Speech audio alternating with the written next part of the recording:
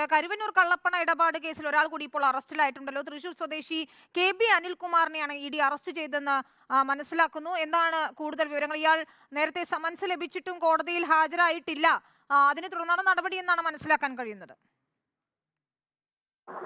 വിനീത, ഈ കരുവന്നൂർ കേസിൽ ആദ്യഘട്ട കുറ്റപത്രം നേരത്തെ തന്നെ ED കോടതിയിൽ സമർപ്പിച്ചിരുന്നു. ഈ കുറ്റപത്രത്തിൽ പറയുന്നത് പ്രകാരം ഈ കേസിലെ 11ാമത്തെ പ്രതിയാണ് ഈ KB അനിൽകുമാർ.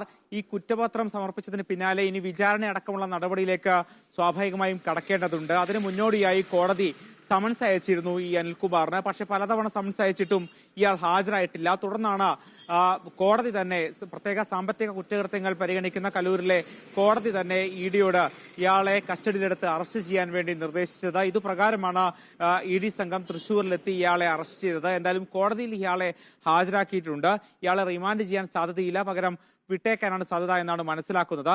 എന്തായാലും നേരത്തെ ഈ കേസിൽ ഇയാൾ 18 കോടി രൂപയോളം ബിനാമി പേരിൽ ഈ ബാങ്കിൽ നിന്ന് തട്ടിയെടുത്തു എന്നാണ് EDയുടെ കണ്ടെത്തൽ. ആദ്യഘട്ടത്തിൽ ഇതാരാണ് എന്ന് പോലും EDക്ക് കണ്ടെത്താൻ കഴിഞ്ഞിരുന്നില്ല. ഈ വിലാസത്തിൽ പലതവണ അന്വേഷണം നടത്തിയെങ്കിൽ പോലും അനിൽകുമാറിനെ കണ്ടെത്താൻ കഴിഞ്ഞിരുന്നില്ല. പിന്നീടാണ് അനിൽകുമാറിനെ കണ്ടെത്തുകയും നോട്ടീസ് നൽകുകയും ചെയ്തത്. ഇതിന് പിന്നാലെ 5ലേറെ തവണ അനിൽകുമാറിനെ കൊച്ചി ED ഓഫീസിലെത്തി ചോദ്യം ചെയ്യുകയും ചെയ്തിരുന്നു.